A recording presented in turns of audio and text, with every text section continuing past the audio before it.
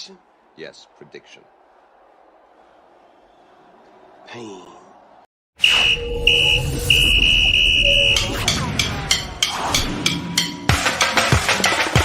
We run the clock. Super 16 is the cream of the crop. College football time of year, don't stop. You're adding this guy. Just another go dome with the courage, heart, skill, and will. Bringing you the best 16. Serving up a plate for the football fiends. Breaking the best 16 college teams. Football fans, it's the show of your dreams. Ain't no bias, Chris Zorich breaking truth. Traded in the golden helmet in the past for a suit. With the tape, never lie, college ball, he's a stoop. Breaking the top 16, not the top 32. I don't mean to cut you off like a Zorich jersey, but you ain't really grinding unless the jersey dirty. Hit the running back like a Mack truck behind the 30-yard line. It's game time. My team riding off the sideline. You look at Chris like this with a fact checklist, going over college teams like a 50 scientist. Steve streaking from his head like in his playing days. Super 16 polls on the show straight away. It's the FBS, the best of the best from the ACC to the SEC. Pac-12, Big 10, Mountain West, Sun Belt, and the Big 12. Open your eyelids. Who the best like the clock? Super 16 is the cream of the crop. College football time of year, don't stop. With Christopher Zorich, just another go dome with the courage, heart, skill, and will. Bringing you the best 16. Serving up a plate for the football fiends. Breaking the best 16 college teams. Football fans, it's the show of your dreams.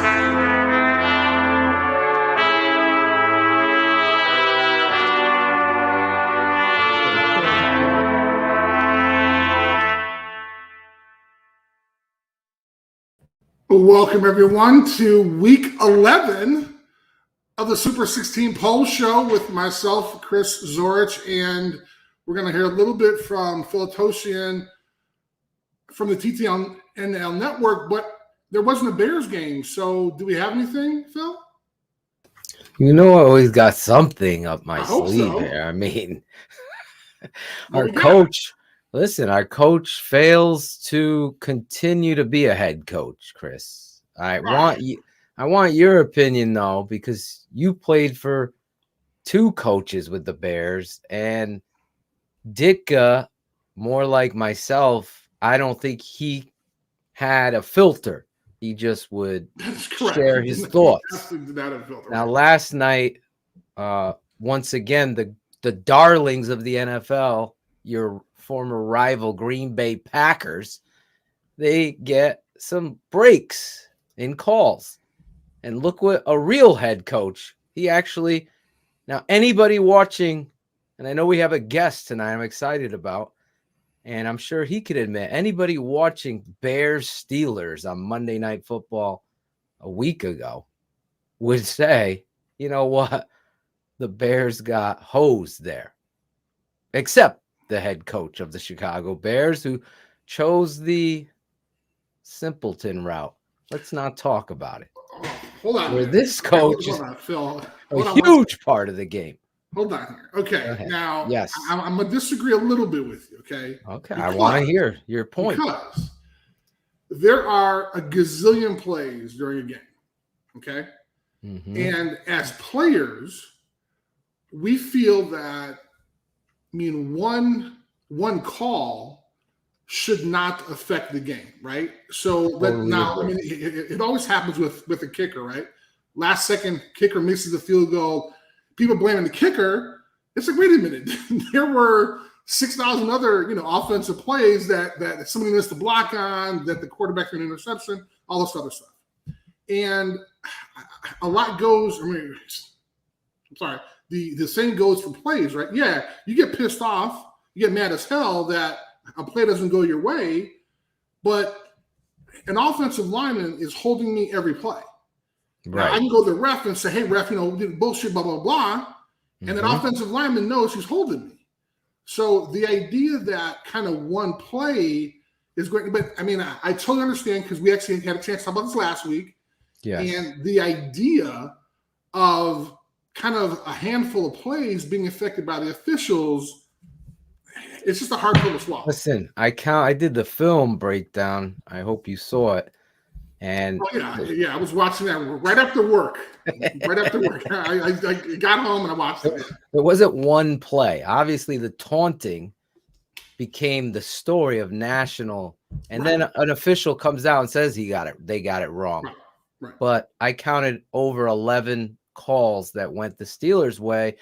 And I'm going to hopefully get one of the head officials from the ACC, Chris, on the show to also talk about what you're talking about here. Yeah, not one call is going to affect the game, but in that moment, in the situation with the turnover, it's essentially a turnover. The Bears are going to get possession down 2. Now you give them that taunt, which was horrific. Yes. And you give them more time to run off, and you know how the story ends. You don't have enough time to get down there to kick a field goal. Again, I totally agree. I scream at the refs, but I've never been a part of anything. And then again, the darlings of the NFL, the Green Bay Packers, again last night, you saw it happening. Is this more an indictment on what you talked about last week, having the officials be professional officials only? Last night, Pete Carroll, all I'm saying as a coach, you got hosed on Monday night against the Steelers. You need to come out and stand up for your team like a Coach Ditka would have. Pete Carroll here takes issues with several calls that went against it. And if I could take that scroll down, that banner, I can read the rest. I've got some gripes about. That's all I wanted from my coach. That's all any Bears fan wanted. He said no comment. And I just think that's the politician's way out. Yes, well, that and the fact that he doesn't want to get fined either, because he's a multi-millionaire. Take $40,000. There you go. Donate it to your favorite charity. I hear you. But this is what he's looking at. He's looking at, now he's not saying, hey, you know what? We're having a terrible year. I need to fight for my guys. I'm sure he's not thinking that because, hey, I'm going to lose $40,000. But, the head coach is players. I mean, players can get fined. Justin Fields is talking about it. There we go. He's saying, why is Ben getting that call, not me? Right. And he's putting that. Is he going to get fined? Like, you can't be afraid of Roger Goodell and his cronies. You have to do something to turn this around. You're on a now 4-game losing streak with the Chicago Bears. So even on the bye week today, he's trying to figure out the whys, Chris. So there's my issue with Coach Nagy. 497 to steal one of my favorite players' jersey numbers. Just throw it in there. Hey. 497 with Coach Nagy. That's my mini rant. But the college football, I mean, it never, ever, ever disappoints, Chris. Love it. Just like the gift that keeps on giving. Love it, love it, love it. Every week we get into the Super 16 poll show with Chris Zorich.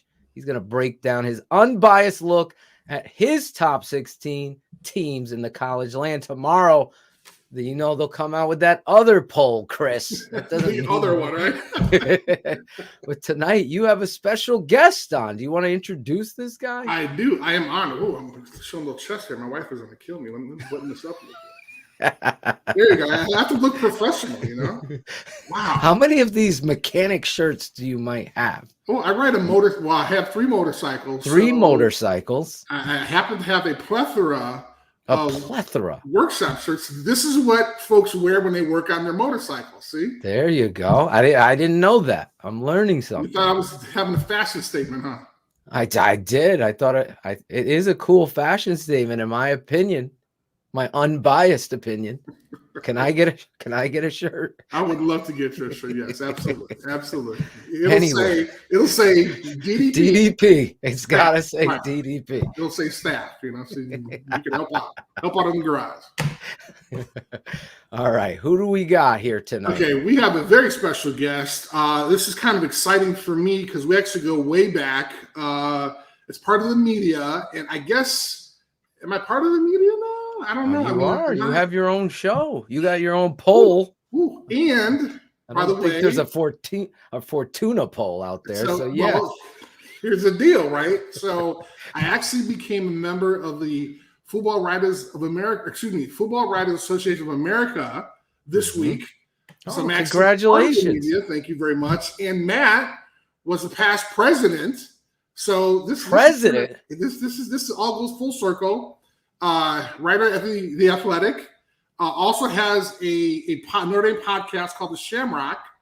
I mean, this is big time. And he's also a Super 16 poll voter. So I wanted to get him on. Oh, he's a voter too?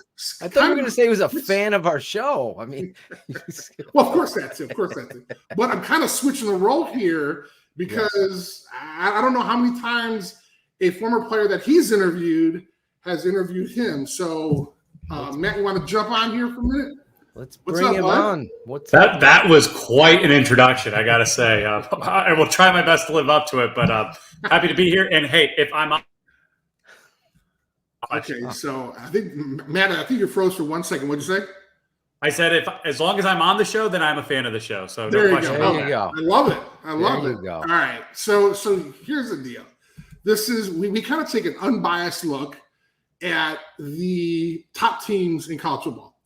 But before I want to get into kind of your picks and my picks, I want to talk a little bit about kind of maybe a 2-minute version of kind of your journey being a journalist and then also kind of having the chance to be the president of the Football Writers Association of America. Yeah, no problem, Chris. Thanks for the opportunity. I grew up in New York. I went to Penn State. Long story short, I'll frame it as career-ending injuries, but basically I was no longer allowed to play sports in high school, and so I had to find another way to kind of channel that itch, so to speak. Was always really good in English. Actually liked writing papers, which none of my peers liked doing at that age. May or may not have made some money on the side doing some stuff. Kidding, kind of. But no, it was, and I was also 5'10". As a 14-year-old, I'm still 5'10". So I think my dreams of being a starting center went quickly to being a starting writer quicker than I hoped. But so I looked at schools that had good communication programs, good alumni networks, ended up at Penn State. Worked at the school paper there, took advantage of a lot of the opportunities that were afforded me there through internships and freelance gigs and just being around a big-time athletics program. Interned at MLB.com for 2 years, which I think really helped as well, just getting to work at a professional organization and be around professional athletes. And ended up covering the Irish for ESPN.com. Got there in 2011, the second of their first 2 8-5 years under the Brian Kelly era. And then, through no fault of my own, they really took off in year 3 of the Kelly era, year 2 of the Fortuna era. And that was being at an outlet as big as ESPN and covering a team that 1 was really good, 2 had a really good following, and 3, no one thought would be that good that year. I mean, they were unranked at the preseason poll. They're always overrated, right? That year they were underrated. They were unranked at the preseason poll, and they go undefeated in the regular season. Each game was crazier than the last one. And so that provided me a lot of opportunities, whether it's going on outside the line, Sports Center, a lot of radio hits, helped me get my name out there a lot. I was obviously able to cover a lot of big time games, a Heisman campaign. And then the offseason there ended up being even crazier than the season between the catfishing scandal, Brian Kelly almost leaving for the Eagles, Everett Golson got kicked out of school. So that, I had to grow up fast, really, in that regard. And, you know this better than anyone, being around Notre Dame, there's no place like it.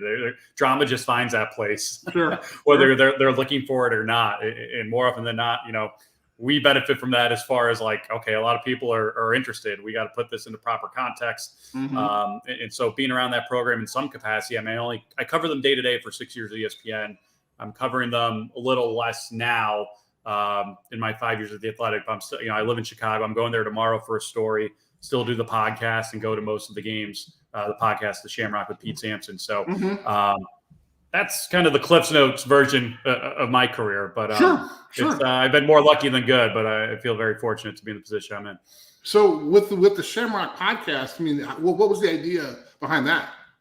The Athletic, it's crazy to think about. I'm in my 5th year there covering college football. And when I got hired, I was the 30th employee in the history of the company or something really small. And we're obviously a little bit bigger than that right now. There were 6 of us in a boardroom in a room within the college football playoff facility. They lent us their room, probably out of sympathy because they didn't know if this thing was going to work. But it's funny to think back, like there were 6 of us then. Now there's 70 people in the college football Slack channel alone. Like we've just exploded, in awesome. Such a short period of time, and to be there at the ground level and to be, a small part of that growth is really cool to just see it organically happen up close like that. So, sure. As far as the podcast, I think it would have been going into third year. Yes. So 2019, right before the 2019 season, the Athletic got into the podcast space, and we hired John Hayes, another actually guy I went to college with at Penn State, who was a producer for Paul Feinbaum. Okay. And we hired him to build out a podcast network. And he said, hey, one of the shows I'd really love to do is one on Notre Dame with you and Pete Sampson, our Notre Dame beat writer. Would you be up for that? I'm like, yeah, sure. Like, I can talk, I think, semi-intelligently about them, but I have no podcast experience. Producing all that. He's like, I'm literally sending you a microphone. I'll give you a link to click into every week. Talk. That's it. I'm like, oh, this. Nice. I get paid for this? Like, what? This is awesome. So that was kind of the genesis of that.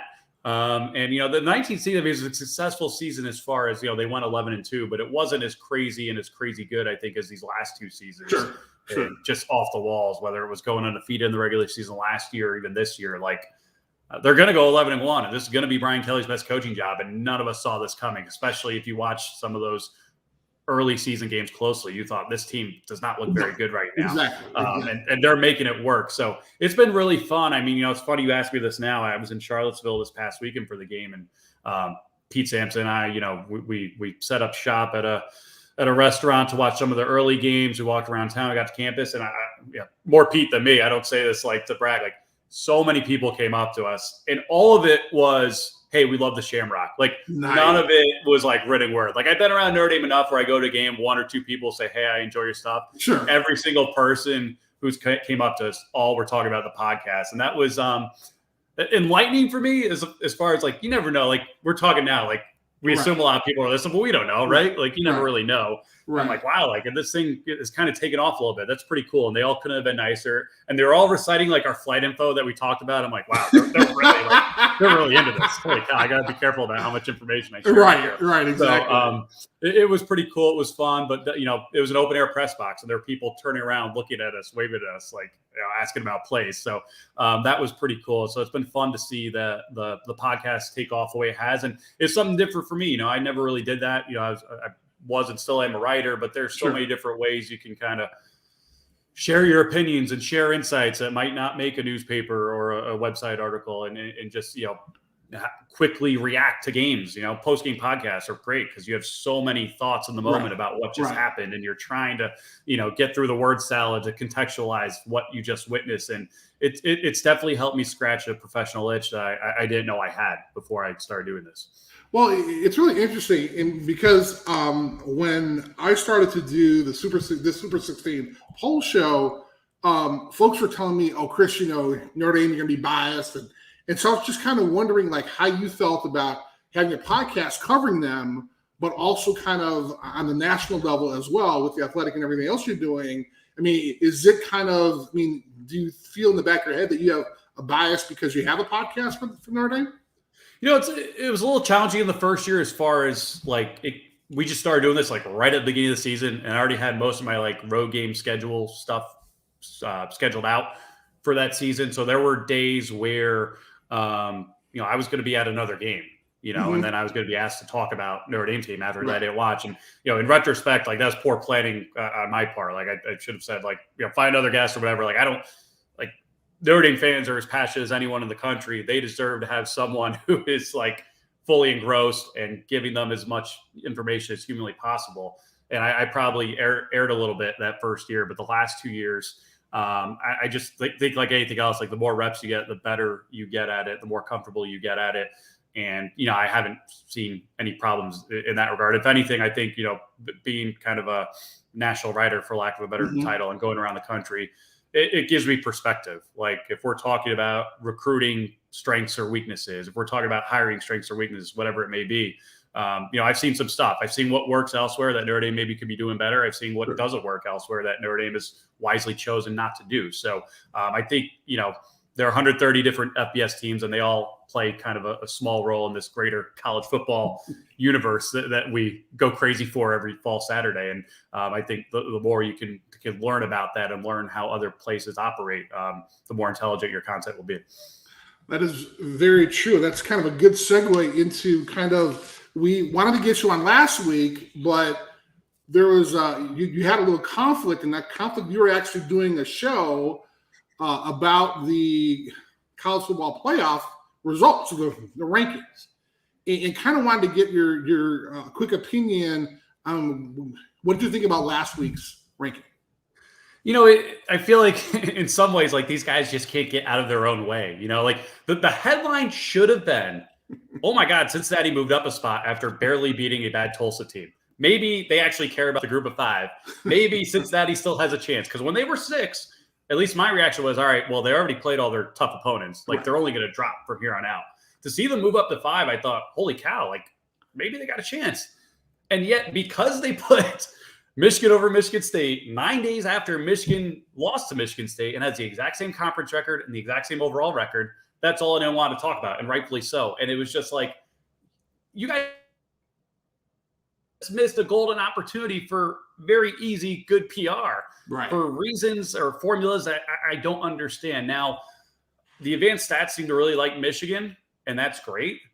Show me your work, like a math problem, right? And the committee has never married itself publicly to any one formula or system or rankings or whatever. I mean, say what you want about the BCS, there still was like a math problem that was figured out at the end, whether you liked it or not. I do think you need to find a healthy balance of both, but that's like the NCAA men's basketball tournament committee, right? Like there are ways to get into the tournament if you schedule this way and your BPI, RPI, whatever it is. I'm more football or basketball, but there are formulas that they adhere to, and they can explain why this team got in over this team or so forth. College football playoff selection committee is whatever the hell those 12 or 13 people in the room in Dallas decided it is. And that you just got to deal with it. And look, at the end of the day, I can't think of too many times where there's been a legitimate debate over who's number 4. 2017, when Alabama got in over Ohio State. 2014, when Ohio State got in over the 2 Big 12 teams. And both those teams ended up going all the way and winning it. So I think they kind of validated the committee's belief in them a little bit there. But it usually works itself out. It's usually not that big of a problem. But because they decided to make a TV show out of it, you open yourself up to all this probably unnecessary criticism, because at the end of the day, 4 teams are going to be the 4 teams. Which is interesting, which is the reason kind of why I started this show, was because, so this is my first year participating in the Super 16 poll. Matt, how long have you been participating in it? Since it started. So nice. 17 or 18? Okay, nice. That's encouraging, because at least I'm in good company, and, you know, I can always kind of defer to you when I have a question. So I wanted to find a way to kind of talk about, first of all, I love college football. Actually more than I do pro football, just because the pageantry, the excitement. I mean, although we know it's a business, everybody on the team is not going pro. So you do have kids. I know I did. You have kids who go out there who are playing for each other and playing for the school. So I mean, I'm still kind of I believe in that in some respect, which is why I love the game so much. So when I was asked to do it, this is kind of cool, but I kind of want to do a little bit more. So this is kind of how this show started, because I wanted to give reasons why I picked folks, right? And some of my picks aren't really popular. I had Clemson in my top 16 for a while, and even our producer Phil gave me a lot of shit for that. And then also I ranked Purdue after they start showing some balls, right? After they start beating some folks. So the idea that I'm kind of bringing what I feel is my experience, and I've said this 1,000 times, although you're from Penn State, traveling to Penn State sucked. I mean, it was ridiculous. And then the locker rooms were tiny. I mean, it was just a bad scene. And so I could totally see a team trying to go out there and play, and then all of a sudden you got the whiteout. I could totally see all those surrounding factors coming into play, so to speak. So when I kind of put my poll together, that's kind of what I do. But I want to talk about your poll. First, you have Georgia, Alabama, Oregon 3, Cincinnati 4, Ohio State 5, MSU, Michigan, Notre Dame, Ole Miss, 10 Baylor, Oklahoma State 11, 12 Wake Forest, 13 Oklahoma, BYU 14, USTA 15, and Utah 16. I'll tell you, Matt, what I didn't understand, now I love watching it, right? I got my 4 TVs going. I'm into it. I didn't realize how hard this shit is. I mean, like literally, I'm sitting when Phil, the guy from Phil Barwell, yeah. Right, the National Football Foundation asked me, I was like, oh yeah, no problem. I love college football, I'm in. And then all of a sudden the first day, it took me like 3 hours. I was like, wait a minute, what the hell is this? This is actually hard. So I actually put a lot of thought into it. So I kind of wanted to ask you, when you kind of compare your poll with what the CFP folks are looking at, kind of what do you look at and how do you feel about your results? Yeah, I try to like eliminate all other like it's not my poll, but it's my ballot, and the criteria is, you know, I don't want to say whatever I decide it is, but like I'm filling out this ballot. Like I can't be influenced by like what the AP did or the coaches poll or whatever. And to your point, this isn't a complaint, but the reality is it really is freaking hard. I'm glad I'm not an AP voter because like as you know, like once you get past like 10. Right. You're like, oh shoot, like how do you determine 11 versus 15, right? And that's going to be big when if and when we get to a 12. Like filling out the bottom, like filling out the top 4 is pretty easy, at least as far as like trying to formulate an argument in your mind and to slot teams in certain spots. Once you get to the bottom, you know, it's like, oh, like who really deserves to be the 16th team of the country? Like when you put it in that context, it's like, wow, that's a really philosophical question that I don't think too many people ponder outside of those of us who do this for a living. So it gets challenging there. Rarely does a week go by, especially when I'm traveling, especially when I'm traveling on a night game with an early morning flight like this past week. Rarely does a week go by where I don't send it in and I look at it after and I think, what was I thinking? Like, oh, I forgot about this team. Like just looking at my ballot now and I'm sure you'll have questions, understand, like, I was obviously a prisoner of the moment Saturday night when I put Baylor one spot over an Oklahoma State team, excuse me. Right. Oklahoma State beat them by 10 and has a better record right now. Right. Like I saw Baylor absolutely handle Oklahoma. They're playing really good right now. I thought, you know what, this is a top 10 team. And afterward, I'm like, wait a minute, Oklahoma State, like that's a team that we got backwards. We're so used to seeing them like have a very leaky defense and a really great offense. And right now they have one of the best defenses in the country and their offense is just so. Yes. And they're beating teams and they're beating teams pretty decisively. Like that's a damn good football team. Like apologies to all our Pokes listeners right now. Like, I screwed up on that one. The other one that like I could justify this one, although like more removed from the weekend. Like I had Utah at 16 over A&M, who I kept out. I mean, A&M's probably they definitely got a better resume. They're the best win in the country. They beat Alabama. Right. But, you know, to put up the performance they did with still an SEC title and playoff hopes on the line was underwhelming. And I just think Utah right now, I mean, they're favored against Oregon for a reason. Like, that's a damn good football team that's playing its best football at the biggest and most important time. And let's not overlook the fact, as poor as they played early in the season, like, they went through literal hell as a team. Right. I mean, they've had one player get shot and killed last year. One player died this year.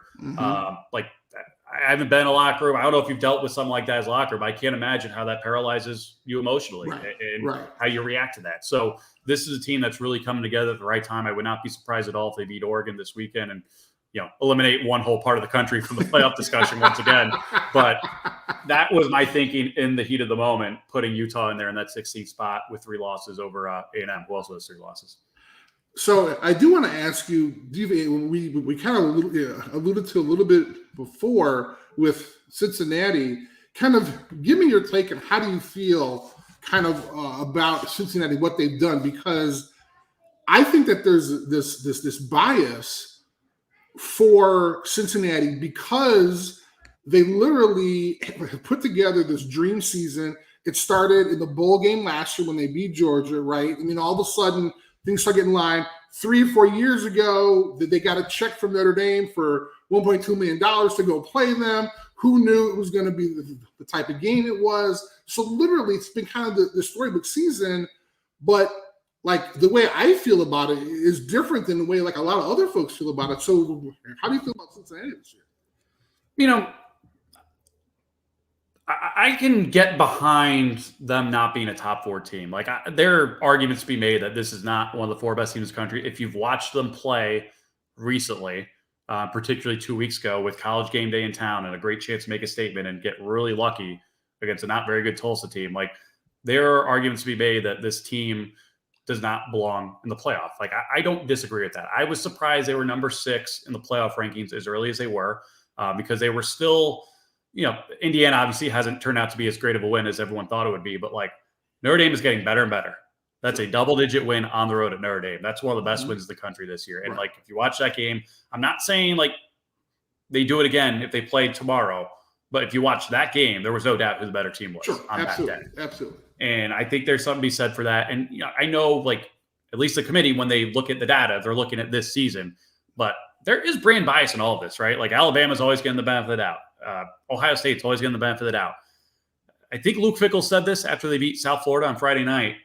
Said we're 20-1 since the start of last year, and our only loss is in a bowl game on a 50-something yard field goal to a Georgia team that's by far the best team in the country this year. And to add further to that, 16 of those 20 wins have been by more than one possession. Like they're not just getting by; they are absolutely beating teams. Sure. So that's why I have them at 4 right now. I mean, if they win out, and look, I'm not convinced they're going to win out. I mean, SMU is a good team. They're going to have to play a really good Houston team in the American Conference Championship game, assuming they get there. I'm not convinced this team wins out with the way it's playing. They're really hurt right now, and that's not to make an excuse for them because a lot of teams are really hurt right now, and that's ultimately how you win in November, right? Who has better depth than the other guy? But right now, I mean, I've got to.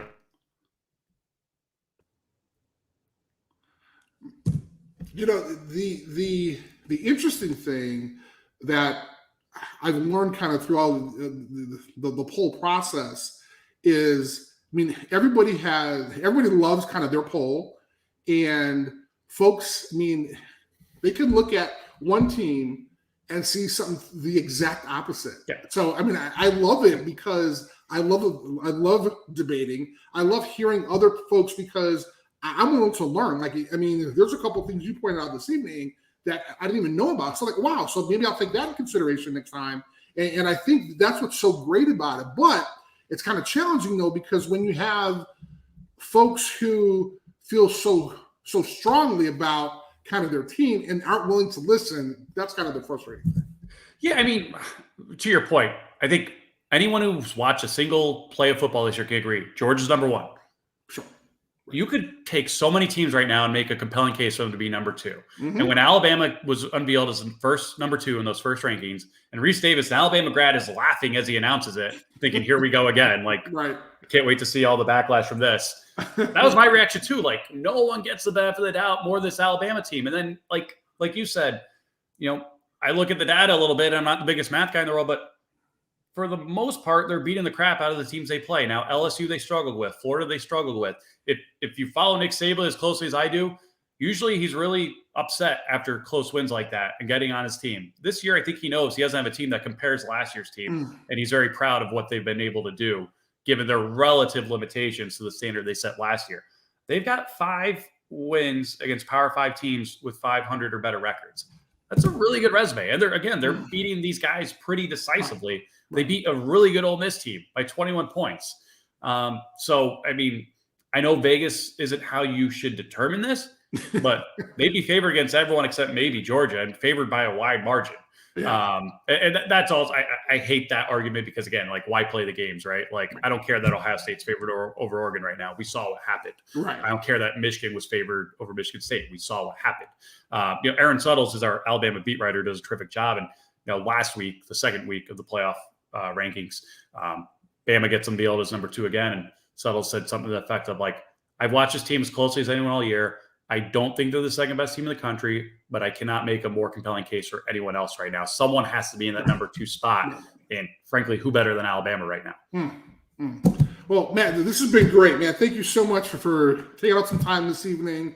And I love the fact that now, as a former player, now I'm kind of interviewing the media, which is great. And now that I've become a member of the Football Writers Association of America, I feel like I'm kind of one of those people that players are going to be like, man, he's part of the media now. So I have to ask you, next time, How do you feel going to the locker room and guys like, oh, it's Matt again. I'm not going to talk to him anymore. So we'll get order the wise ability a little bit.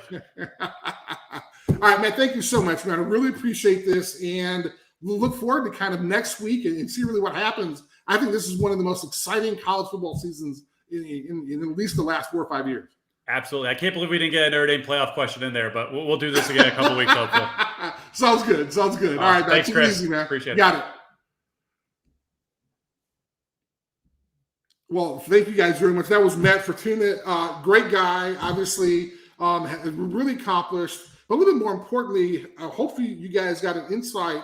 I kind of, not necessarily even how he picks, but really how the national media kind of feels about what's going on with the Super 16 poll, but also kind of what's going on with the College Football Playoff Committee as well and their challenges. It's interesting because I mentioned, hey, it takes me about 3-4 hours to put my list together, but imagine what it takes for the folks that, not saying that this poll doesn't count, but when you got folks that are in that CFP meeting, I mean, kind of sitting there, they have a couple whiteboards crossing off teams. I mean, that's really challenging. And having a chance to kind of watch all these teams is also impressive. So my hat's off to Matt, who's been doing this for since at least 5 years. Thank you for letting me be a part of it.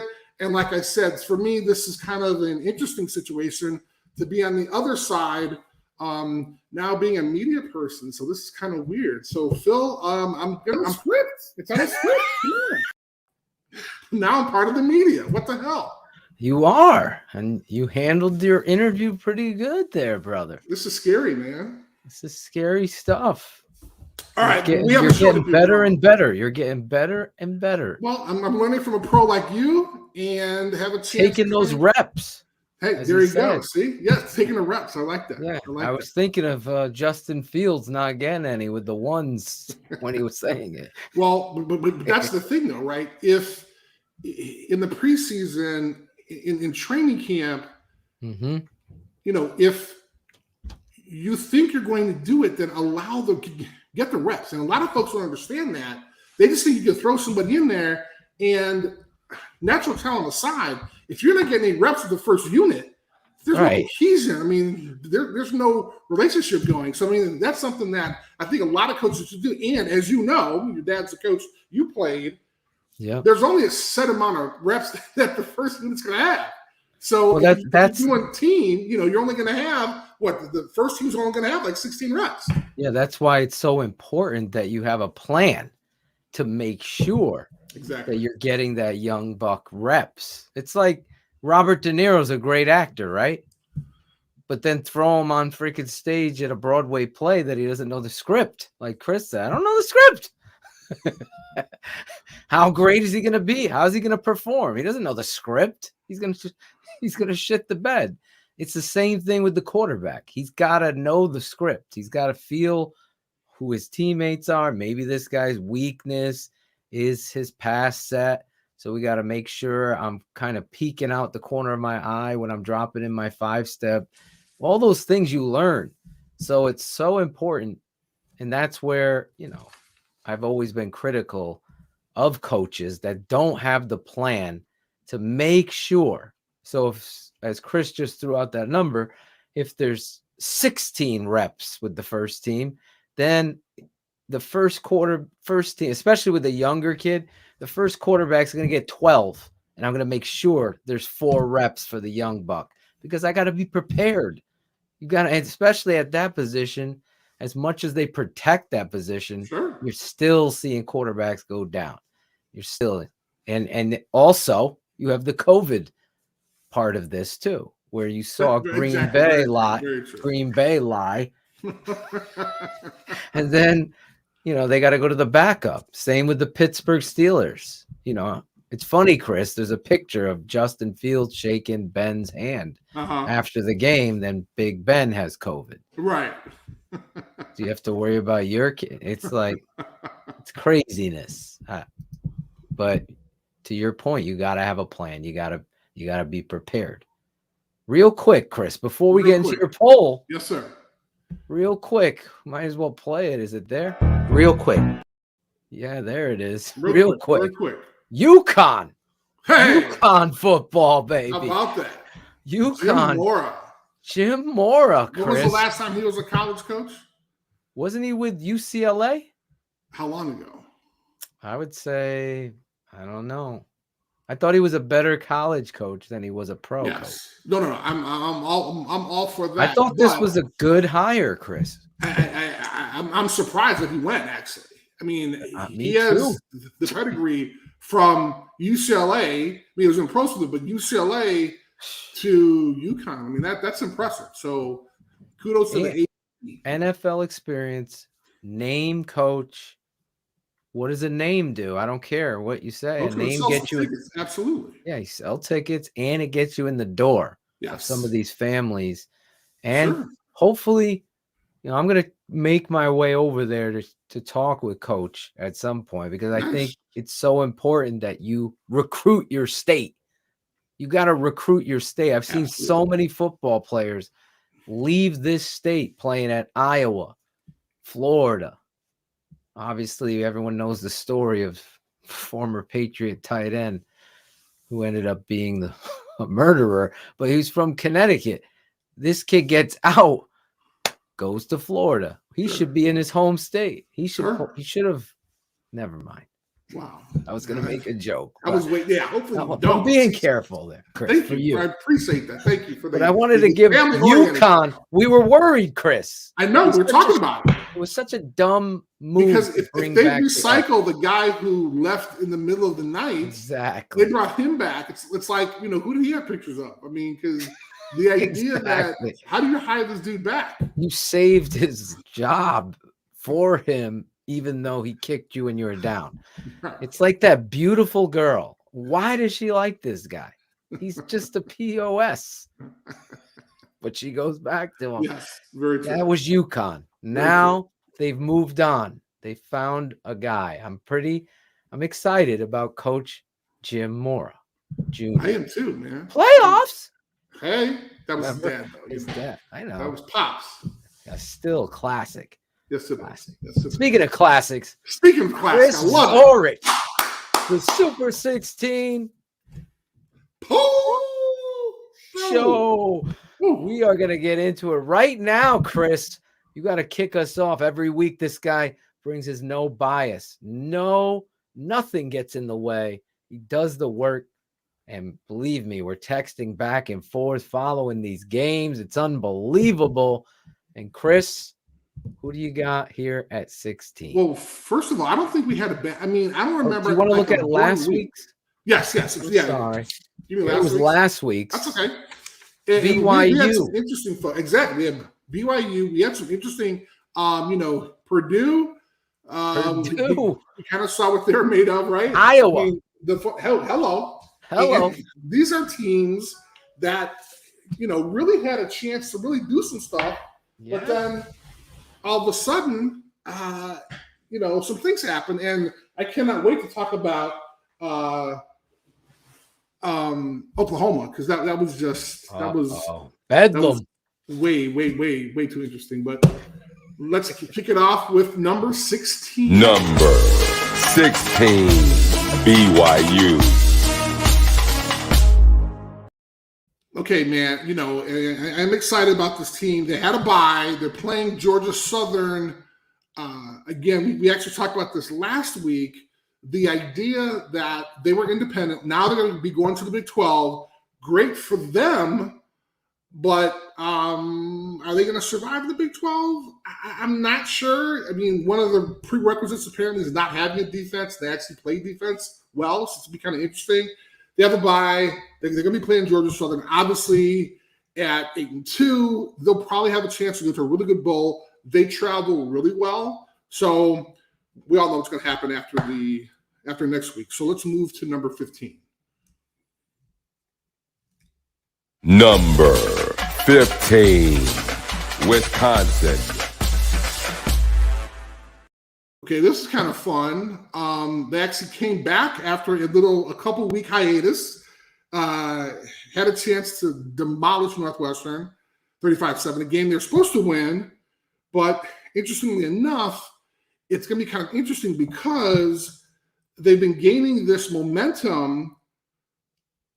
after the Michigan loss, right? And so the idea is that they beat 2 ranked teams. They beat Purdue and they beat Iowa. So are these guys going to do this? I mean, that they are they're number 1 in the West, in the West Division for the Big Ten. So could we see something possibly happen and them play in the Big Ten championship? Who knows? Their next game is going to be Nebraska, and you know how that's going to work out because Nebraska's just having an absolutely horrible year. So I'm kind of going through this quickly because we had a guest on, but I just want to give you enough information that we have. So let's move to number 14. Number 14, Baylor. Now, these guys are coming back, and I talked about this, right? I talked about this when we talked about Oklahoma. They had to be careful. They had to be careful because Baylor is actually a pretty good team. And it was so interesting. Phil, I don't know if you had a chance to see the end of this game. I didn't. Yeah, you texted me, and I was watching the other game. Well, that's what you don't have 4 TVs in your garage going on at the same time? I don't have the 3 motorcycles, 2 pits, and 4 TVs. And a partridge and a pear tree. See, I got 1 TV right now. Here's my secret. And all my boys like, oh, dude, that's super expensive. Man, those TVs, I bought one off Craigslist. Those are plasma TVs. They weigh like 500 pounds. Yes. I got them on Craigslist for $100. Bro. Look at you you're wheeling and dealing. Hey man, who cares about like a plasma TV? Was one of those from the old Soldier Field? They had those. Wouldn't be surprised, man. They didn't get a flat TV till 2011, I think it was. Well, here's one of the problems, right? I think Zenith was one of their sponsors for a long time. And here's the deal, though, right? So they used to have a coaches show. Yeah. And part of the deal for the coaches show, when you did the coaches show, they gave you like $1,000, and then you got a TV from Zenith. Yeah, that you can go pick out at the store. Okay. And that's when I got my first. You know the real big TVs that they had the 3 things behind it. The box with the lights. Yeah, that was like the biggest thing. I remember that thing. My friend had it. He used to watch. He had the black box too, so we could watch the Tyson fights. Watch out! Yeah, watch out. So all my guys give me a hard time because my TVs literally are ancient. They are plasma TVs. Like you can get TVs cheap. Hey man. So what do I do? You know what, Chris? Going up on a wall. You're doing it right. You got your space. You're out of your wife's hair. With you got your 4 TVs up there. Yes. Now, do you have cable or do you have like dish or are you just streaming these? So right now I have Xfinity, Comcast. Okay. And the system we have the ability to get 2 Wi-Fi boxes, or no, 2 cordless boxes. 2 cord boxes. Right, cordless. Okay, cordless. So you can have the cable on those TVs. Bingo. Right. And so the other ones, I just have Roku, and dude, the Roku is great because I had the Fire Stick, but then Comcast and the Fire Stick, they were fighting or something like that, and then at one period they weren't showing any Xfinity on it because you get the app, man. Yeah. Roku, bro. I got I got all these old school TVs that got Rokus on them, man. It's great. That's what you got to do. I hear you. It's smart. So I apologize. So we're talking about the 4 TVs. So it's giving me a hard time because the end of the Baylor game. Yes. They rushed the field. Yep. Interestingly enough, there was like 1 second left on the clock. And they were called back. They made the students go back in they're on the sidelines. And interestingly enough, the Baylor coach kicked a field goal, right? With like 1 second left. And Riley was pissed, right? But then the coach was like, hey, when we're talking about tiebreakers, and I was like, wow, that's actually pretty good. When you think about tiebreakers in the Big 12, I guess like one of the 3 determining factors is points or something like that. So he's going to try to get, hey, God bless him. Second-year coach kicking ass at Baylor, man. So God bless him, man. That's awesome. Smart move. and he explained it. Listen, I got to worry about us getting an opportunity to play in the championship, so we're kicking for Right. more points. There, That's how they've set it up. So he explained the why. See, yeah. he explained the whys pretty well. I appreciated that from my head There you coach. go. See, now here's the thing, though. Now they do control their own destiny, but I mean, they have Kansas State next, and I think the big game is going to be because they lost that second game. The big game is going to be Oklahoma State. That's really the only people that has a chance in the Big 12 right now. I think Baylor did a great job for his second year. Not sure how far it's going to go, though. So, right. That was big win. And your former idol school, Mike Singletary. I like it. Baylor like it. Bears. Samurai Mike. All right, let's go to number 13. Number 13, Texas A&M. Okay, this one was a huge drop. They dropped 7 to 13. They lost to Ole Miss. Number 14, Ole Miss, only by 10 points, but it was an actually pretty good team, and they were actually ranked higher. They should have won this game. Again, it's kind of getting worse and worse for these teams. Right now, they're third in the West, right? So it's going to be a challenge. What they've done, though, and I was talking to a couple of my boys about this, they're actually playing Prairie View A&M next week. People are like, what the hell would you do that for? Well, the majority of the SEC teams, they actually play a couple preseason games, but then they save one normally for the end of the year that they actually play before their rival or play before the second to last game. So it's kind of interesting on their part. It's their philosophy. I think some other conferences have kind of taken that idea as well. But when you think about it, it's a chance for these teams to actually kind of heal up and let their non-starters go out there and get some experience. So I actually do love the philosophy. Some folks don't like it because they're saying, hey, but again, at the end of the day, they're giving Prairie View, A&M, and all these other schools are getting big time payouts toward the end of the year. So that's kind of a good thing. So let's look at number 12. Number 12, Wake Forest. Now, these guys stayed at number 12, and reason being they were supposed to beat North Carolina State, right? Once again, I kind of talked about this before. Our school's playing defense this year. Score is 42-45, right? I mean, what the heck is going on there? I mean, it's frustrating when you know that. I mean, NC State started off the season as a really good team. Everybody was surprised with Wake. They're still rolling. They're 9-1. This is something that, again, this could be a magical year. They're the best in the ACC now.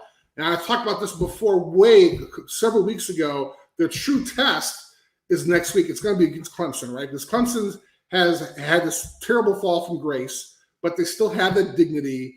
They're going to go up against a team that everybody loves, and I think they're going to demolish Wake. So it's going to be an interesting year. Excuse me, it's going to be an interesting game. Wow. Wake is going to demolish. I think they have a chance. It's going to be at Clemson, bro. Come on, man. It's going to be crazy, man. You did call the Purdue butt whooping last week. And I'm sure Vegas, 1,000 other people did too. I was like, hey, you never know. They might have some magic in that tank. Yeah, they had the match against Iowa and Michigan State. So eventually it runs out. Genie went back in the bottle, Brittany. Well, of course, when I got to face Ohio State in those horses, absolutely. So, again, and Phil, we've talked about this. How strong is the ACC when the best team you're offering up? I mean, this is their best season they've had in like 1,000 years. So, thank you very much, David, for not texting while driving. I love it. Okay, that's fair. He is listening, though. He's listening. How about this? My guy Rick DeLeon. Rick DeLeon. Yes, I've talked about before.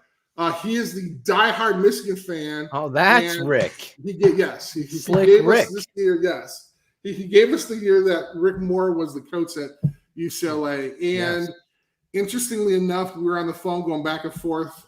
I was texting you, but talking to Rick as well about Michigan, and he's What the a guy game. that yeah, I mean, it's a game. he is excited about Michigan. So let's go on to number 11.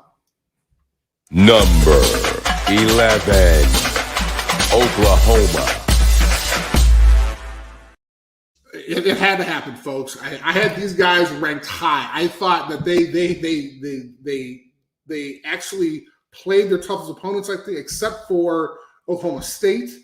Phil, if you want to jump in here, because I had Oklahoma high. I mean, they were winning their games. They found ways to win, and then they came up short. And this is the thing that Baylor, again, I said it last week, you got to be careful of this Baylor team. You did. You called it. And Oklahoma has had that glass slipper. They've been able to find that match every week, somehow, some way. That thing was fitting. Now they're not, sitting very well with them right now because Oklahoma, too many close calls, not enough consistency, not enough dominance. And you would expect that from Oklahoma and the Sooners, but it just isn't. It just isn't happening. You would think after that close call, Chris, with Kansas, that would be the wake-up call, and you just go out there. But to your point, apparently Kansas is woke, right? I mean, they beat Texas in overtime, man. What does that do for your program, bro? And Texas, man. I mean, Texas not ranked, but it's just the Sharks' first year, man. Texas, run out of there, bro. Texas is like the New York Yankees back in the 80s. They just keep firing managers. They just keep recycling coaches. Dude, I've never seen anything like it. So because this guy lost to Kansas, will the alumni fire him? No, well, I don't think they're going to fire him this year, but somebody threw up a meme with who's the coach they just fired? Tom Herman. Yeah. They're like, he doesn't look so bad now, does he? They fired him. Who was the coach? The dude who came over from Louisville. Now he's in South Florida or wherever. They hired him. Oh no, Charlie Strong, black dude from Notre Dame. Yeah. They hired him and got rid of him. Well, they got rid of him. I'm sorry, he was assistant coach at Notre Dame. Yeah. They fired him. Texas ain't no joke, though. I mean, you want to talk about a high pressure job? I can see it. I mean, they have their own network. Seriously, I think that job is probably second only to being like to the quarterback at Notre Dame. I mean, that job, that's serious, dude. You got a whole state of like 18 million people that either love you or hate you, and the state is big, bro. I understand, but they don't allow something to build. So there's no consistency when you continue to move on from people. Like, who's doing the interviews? Who's hiring these guys, then firing? Like, is this a bunch of rich, wealthy people who, okay, we've seen enough, but let's move on. If they are, could they buy the Bears so we would be able to see some change sooner? We could have a second pro team in exactly. in Texas, huh? Or no, we got third one. I'm sorry, third one, fourth one. Jesus, no, they can own from a distance. Okay, they can own from a distance. From a distance. Was that Bette Midler again? No, that was Beneath My Wings. Not from a distance, but okay. All right. So here's the last thing about Oklahoma. Yes. They have Iowa State now. That they got to be nervous about Iowa State. They're actually pretty good. Yeah. Right. They're supposed to be great. They lost a couple games. Here's the thing, though. After that, Oklahoma State, man, Battle of Bedlam. That's going to be the game. That's going to be the game. Battle of Bedlam. This is literally going to make it. Well, Oklahoma State, again, almost like Iowa. Oklahoma State takes it into the leaves are changing in New England. They take it there, and This is where they've always failed. In this area, they lose the big game they need. Can they get over the hump? And I have some comments on when we get to Oklahoma State about that too. Cool. So See, I'm reading your mind. there you go. All right. Who do we have? Let's go to number 10. Yes, sir. Number 10. Ole Miss.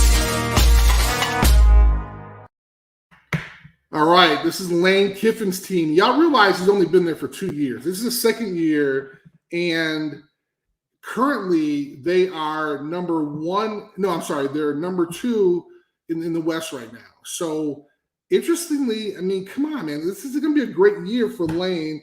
Even though they lost those 2 games, they beat a good Texas A&M team. And here's the thing. The last 2 games they have is Vandy next week. And then after that, they got Mississippi State.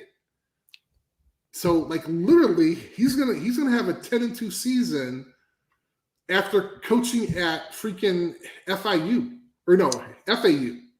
FAU, yeah. I mean, he was getting all those kids from Eastern Michigan transferring to junior college. Hey, man. Last Chance U, he was taking them all. Yeah, let's think. I don't even talk about that one. Now but here's the thing, though. He's doing a great job. He's at a place where he belongs. He belongs in the SEC, man. You believe in him. This is perfect. How could you not? I do.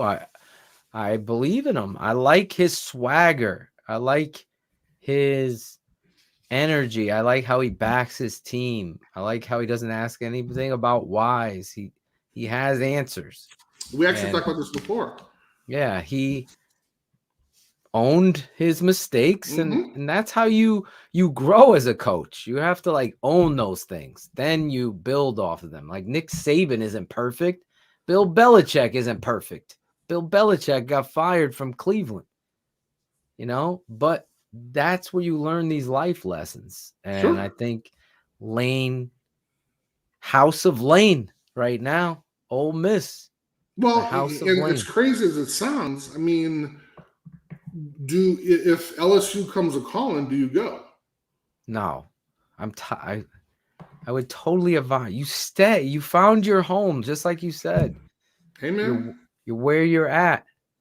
It ain't where you're from. It's where you're at. Who is that? That was Rakim. Okay, right. Eric All B. and Rakim. There you go. So, 1989, 1989, I believe, 88.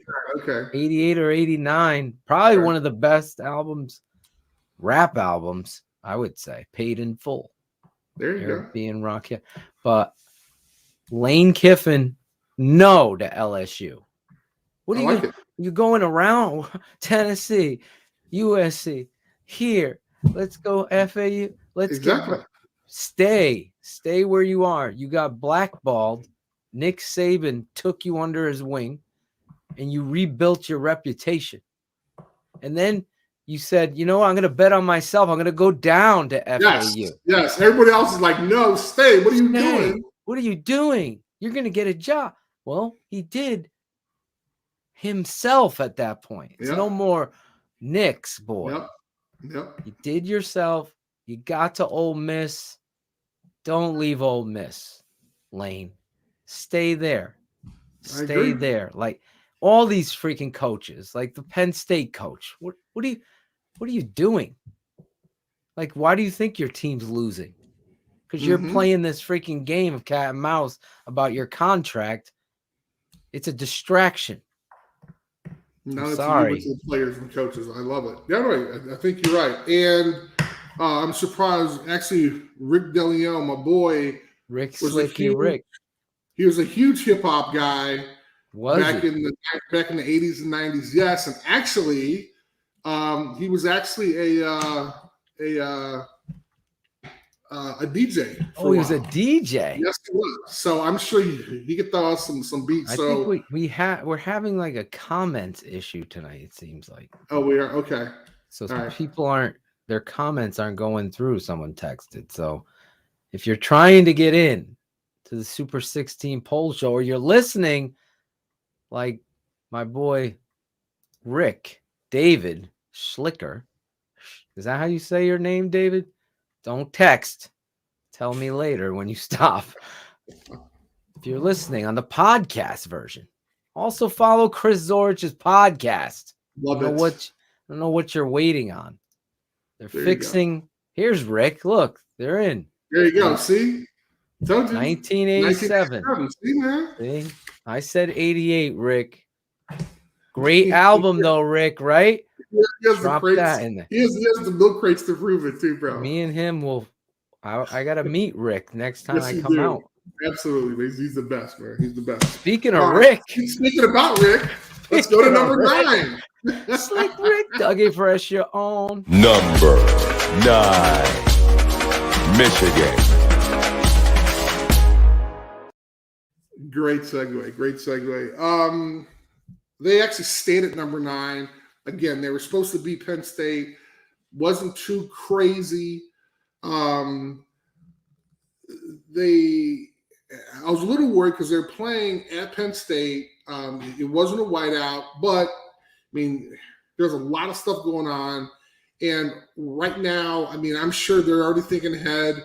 They have Maryland next week. This possibly is going to be, Harbaugh's first time kind of doing this, if I'm not mistaken. I don't think he's beat Phil. Do you know? I don't think he's beaten Ohio State yet. Is that correct? Actually, just ask Rick. That 'cause is I know correct. Rick. Okay, all right, because I know Rick would know that like yesterday. He has not beaten Ohio State Okay. ever. So this is his chance. This is his chance. So This is it. let's go to number 8. Number. You didn't want to say anything else about Michigan beating Penn State. How impressive that was.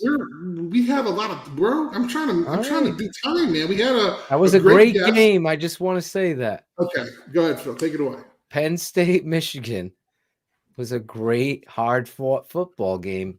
And you know what I loved about it? What did you love about it, Phil? For Rick, Jim Harbaugh knew, I'm going to freaking pound you at the end to put this game on ice. He went to 3 tight ends. They're running counter tray. They run a toss off of it. I'm like, this is how you coach the game. There you go. See? I cannot wait to Michigan, Ohio State. I hope that same attitude comes to the game. That kid 25, Haskins, really just put the team on his shoulders. That's it. That's all I had to say. That was such a fun game to watch, though.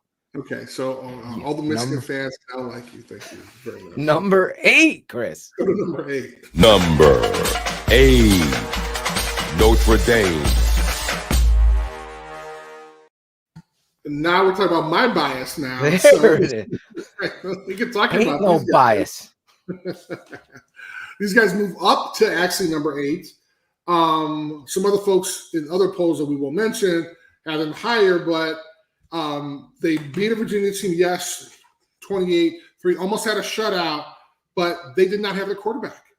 And they actually talked about the whole game. It's something that, again, the defense played well. Yes, absolutely. The defense played a lot better. I think they had 8 sacks, 9 sacks. They had 2 turnovers. They were balling. Exactly. I am a huge fan. That's the good news, right? The bad news is that their next 2 opponents, first one being Georgia Tech, is 3-7. And their last opponent, Stanford, who beats Oregon, who folks I think they forgot about that game. Oregon is 3-5. Excuse me, Stanford is 3-5. They did make an appearance on the Super 16 Like a hot second show. for like They a were week. on 1 For a week. week. Hey, 1 week. 1 week they made it in the poll show. I'll tell you that. So I don't know how great it's looking for Notre Dame right now. Now A lot of people have them high, Chris, like you're saying. I waited till tonight to see what your thoughts were. Which is fine. But when you look at, their best loss, their only loss is obviously Cincinnati, who everybody's high on. But I look at it as a whole. Have they been improving? Yes. Have they been improving? Yes, absolutely. They've been improving. But will they, how much are they going to improve over 2 3-5, 3-7, or excuse me, 1-3-7 team and 1-3-5 team. I mean, they're not going to go any higher, so they're not controlling their own destiny. Folks ahead of them have to trip up and fall. Now we've had one with we've had two according to my poll with Oklahoma and Texas A&M. So is that looking better? Yes, it's looking better. But at this point, I think a couple airplanes need to go down or something like that. Since he's been close to losing. Oh, I have a whole thing on Cincinnati. So and you never know. You never know in college. I agree. Football. But you're right. So, it is a curious case because last point I wanted to make, because I really closed my eyes when you sent the poll, because I wanted to see where you had Notre Dame, because I was seeing other polls coming out having Notre Dame really high, like 4. Now, is that name value, Chris, in your opinion? Because that's where you're basically saying they're 8. So therefore, you're saying those other polls, they're just giving Notre Dame that name worth. Oh, absolutely, yes. And I've said this before. That's what I'm saying about Chris. Go ahead. I don't have any bias. A lot of my guys. I'll get shit from my guys, and I'm fine with that. I mean, I love to debate, but you can't tell me that Notre Dame is better than a Michigan State, better than Oklahoma State right now. I mean, we're talking about teams that know how to put teams away. You're talking about an Oklahoma State team who just threw up 63. Right now, granted, they didn't have a coach, but still, I mean, if they don't have a quarterback, you need to throw up those points. And this is what is so interesting about Notre Dame. Love the place, but I mean, folks, you get your 100%, right? I mean, folks coming in, they're gonna play 120%. Yeah, playing in Notre Dame Stadium and everything else, that's fine. But these other schools have the same issues, man. People that come to Oklahoma, they enjoy playing Oklahoma. Man, this is a great game. Let's play at Oklahoma. And I hate to sound like a broken record, but within 2 weeks, a MAC team almost beat us, and a MAC team went to Oklahoma and they got beat by 63 points or 60 points. Yeah. So I'm sorry if I don't have to sound like but don't get me wrong. I love the school. I'm a proud Irishman. Won a damn national championship. See, I'm getting chills, man. I'm about to go out there, put my helmet on, man. For Notre Dame. But you got to be honest, man. And hopefully, folks out there, no, I think you can keep on going. I like to kind of. So I think folks out there who don't think about it. From the thunder sky. Hopefully, folks don't think that I'm against Notre Dame. I want Notre Dame to win, but I also want to be realistic. So I will be as realistic with them as I am with the team that's at number 6. So let's move on to number 7. Number 7, Michigan State University.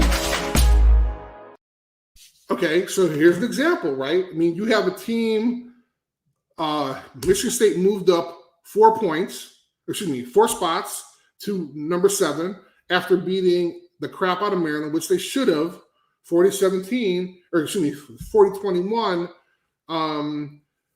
They were not able to stop our awesome running back, Kenneth III, or William, I forgot his full name, but I mean, they're getting ready to actually kind of prove themselves, right? And so this is a chance for Michigan State. Next week they're going to play Ohio State. I mean, this is for all the marbles. So I am definitely going to be excited about that. Kenneth Walker III. Apologize about that, Kenneth Walker. Michigan State, Mel Tucker did what I was talking about, Coach Zorich. Yes. He took a pay raise and is staying with his program. He's not looking. LSU becomes the, what do we call that? Hold up now. I'm going to keep it real, man. Go ahead. He bounced from Colorado after being there for like 18 months or something like that. So I know, but he's found his spot. Okay, all right, okay. He found his spot. Okay. This is his spot. Okay. Right. Now, where is Lane's spot? He went to FAU, bounced there too. He also was at USC. We talked about this. Now you got to you got to make those roots now. Make those roots. Michigan State, Mel Tucker, This is his program now. Hopefully, a lot of other coaches follow suit and build your programs. Good luck with that. We'll see. I would love it to happen. I just don't think it's going to happen. Did you see that Monday night stat real quick of the Steelers coaches in the last 40 years? Chuck Noll, Bill Cowher, Mike Tomlin. That's it. No way. Are you serious? That's it. In the last, no, it's like 70 years, 48 years. No, are you crazy serious? Number. Yes. 3 coaches. Oh my God. See, okay, just, I mean, you can just hang it up. I mean, come on, seriously. That's it. That's, they allow, but this is the thing in this, and I'm going to talk about this Wednesday night. The thing in this, they did their due diligence and hired the right guy to begin with. So it's a reflection of the management recognizing football men, not little boys that have never head coached in their life or blog boy. I think that's hilarious. I did not know that. That's why. Even if it's 40 years, man. I think it's like 3 coaches since the 70s. So Chuck Noll was there in the 70s. That's it. Yeah, it's crazy. That's amazing. Christ, the Bears have had more coaches. No, they've had more coaches than they have quarterbacks. Are you kidding me? Almost. You played for 2, right? Ditka and Wanstead. 2 quarterbacks or? No, 2 coaches. We've already heard. Yes. I bet you can't name every quarterback. You're absolutely not. Definitely, I could not do that. Are you kidding me? I need a scorecard. Oh, well, next show. I know we're hustling through them, but we have a connection, me and you. I enjoy our talks. I'm trying to respect the time, our listeners and our viewers. We had a guest, which I thought which was awesome. Matt Fortuna, please tune in to watch his show after, of course, you watch ours. So, all right, let's go to number 8. I'm sorry, number 6. Number 6. Number 6, Cincinnati. Now, before I get on my soapbox, I'd like to bring Phil in here. I'm going to save a little bit of this for later for my thought of the day, but they moved up 1 spot to number 6 after beating South Florida, and they're 2-7. Okay, so Problem is that going into the 4th quarter, they were only up by 10. This inconsistency is the consistency. That's the problem.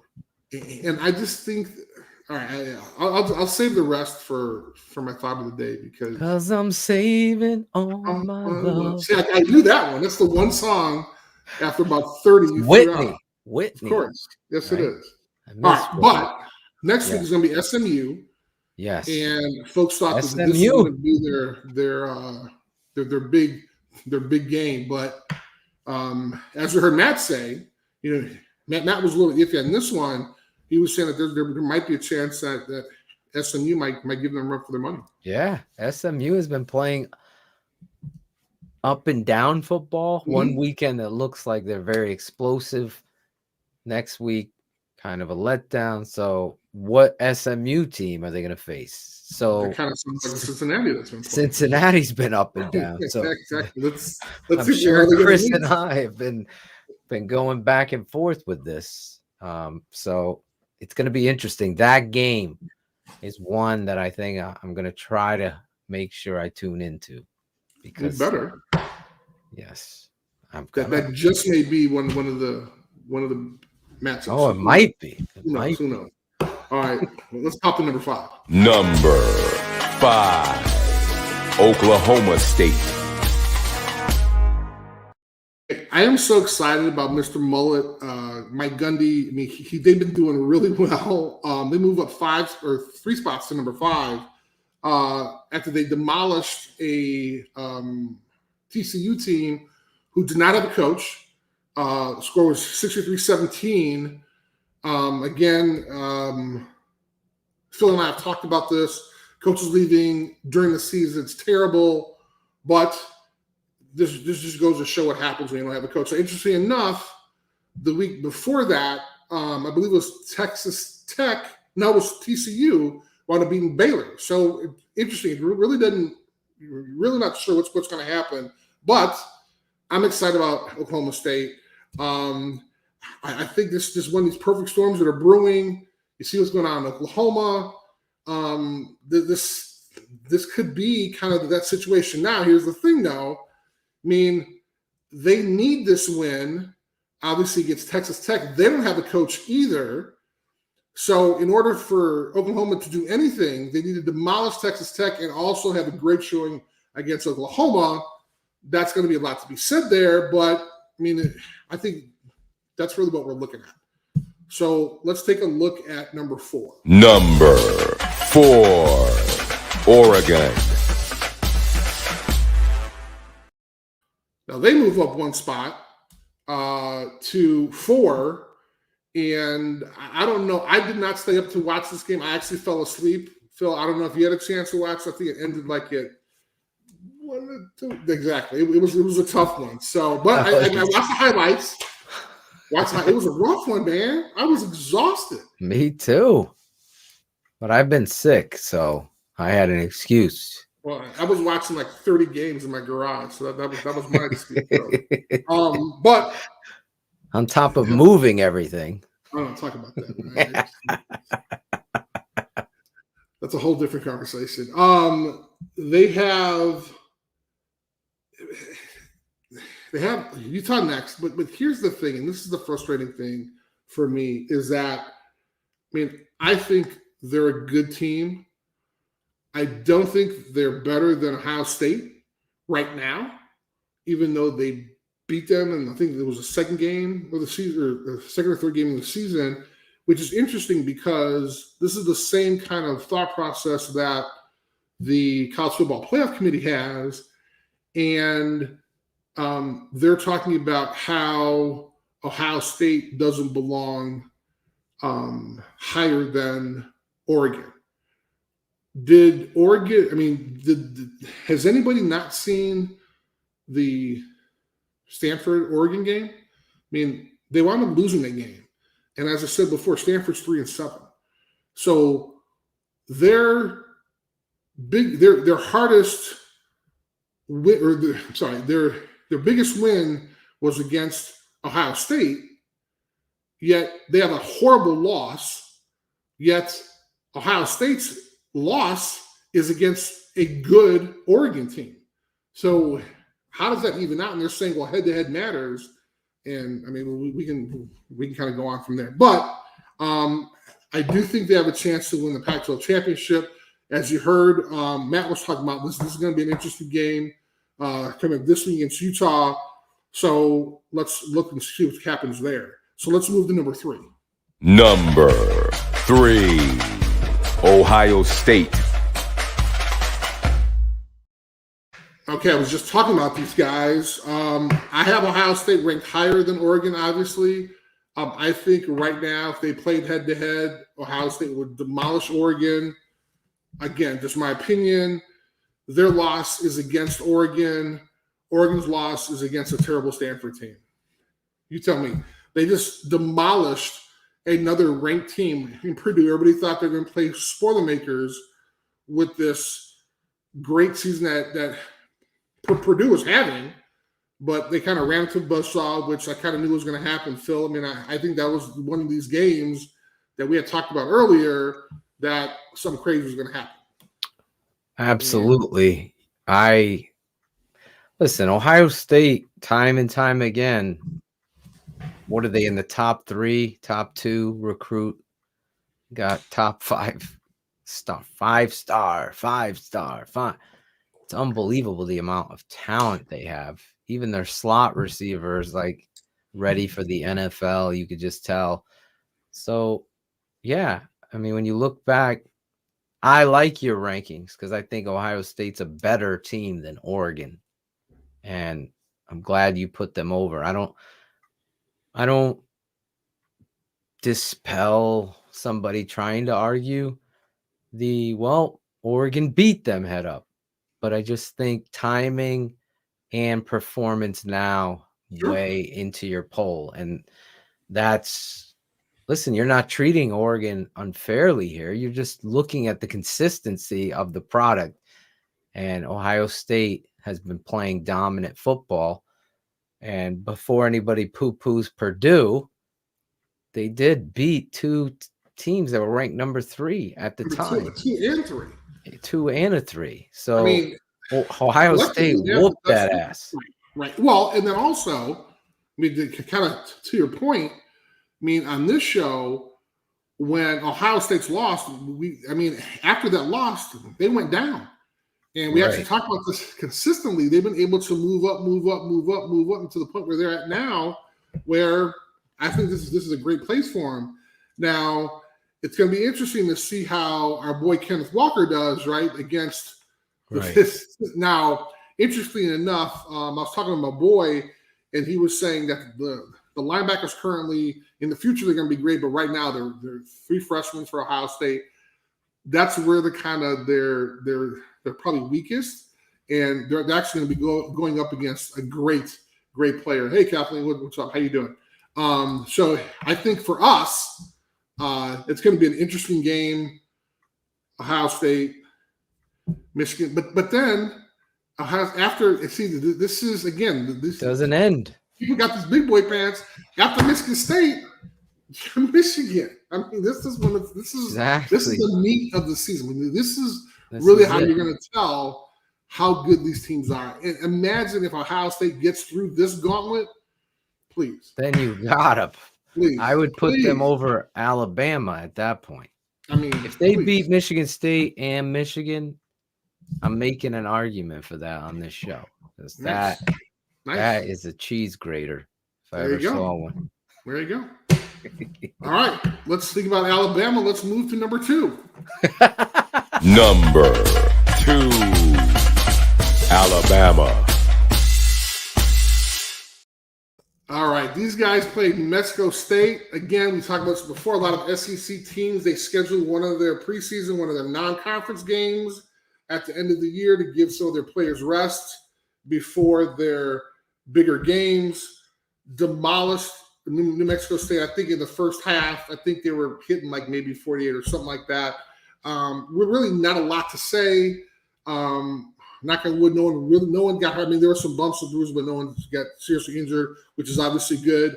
They're going to play a Arkansas team that we saw up and down. They've had a great year. Unfortunately, they're not doing too well the last couple of games, but they have a chance to kind of prove themselves against Alabama, who I think is going to happen. I think Alabama's going to whip that ass. But interestingly enough, it's going to be preparation for Alabama's chance to kind of win out, and they have a chance to do well against Auburn in the Iron Bowl. Now, not trying to think ahead, but Nick Saban has to keep them kind of in line so they can play a good game against Arkansas, and then after that have a chance to kind of regroup for Auburn. So let's see who's number 1. Number 1, Georgia. Phil, you want to jump on this? I guess we can say that actually Georgia, they actually do have humans on the team. They are humans. Yes. Because we saw a touchdown being scored, which we actually hadn't seen. I'm saying it was so rare that they only had 6 touchdowns all year scored on them. So, and Tennessee scored first with a field goal. So I thought that was really interesting. But I have the idea that Tennessee had a chance. I mean, it was kind of close in the beginning. I was kind of wow. This is a game. I was having fun watching that game too. That the Purdue game got washed out real quick. Yeah, real quick. So I had to go over to CBS and watch Georgia and Tennessee. Was they were in the fight. They're at home. They're He's doing a good job there. He is. Tennessee. Josh Heupel, right? Yep. And at one point, I mean, they were doing that quick offense. Oh, a couple they had times. They had Georgia like, what the hell? They're What the hell? pulling those little hammies. Oh, slow down this clock. Hammy, man. Exactly. Did you ever do any of those hammy drills? Not. No way. Why? No, not at all. Not at all. Not at all. Now, here's a team playing Charleston Southern, which I had to look up. I want to say, I think Southern. Charleston Southern Commodores, I think, or something like that. I forgot who they were. But again, they've kind of taken on this mantle of the SEC saving one of their non-conference games for at the end of the year. And I think this is a great idea. Of course, after Georgia Southern, they're going to play a interstate game at Georgia Tech. And then after that, they're going to see who they're going to play in the ACC or the SEC championship. I saw a whole bunch of stats, but if Alabama wins out, obviously they get it. There's a chance though that Ole Miss, if Alabama drops these next two, Ole Miss can be in the SEC championship. So God bless us some Lane Kiffin, man. That would be unbelievable if that happened. And you look at the reality of this Georgia defense. To Chris's point, they saw some kinks. So any team scouting is preparing a similar type of game plan that you saw from Tennessee. Obviously, this week, I think Georgia's going to handle business. I could say that. Well, did you see when what's the spread on that game? I don't know what the spread is, but I keep forgetting that guy's number 99. I keep forgetting his name.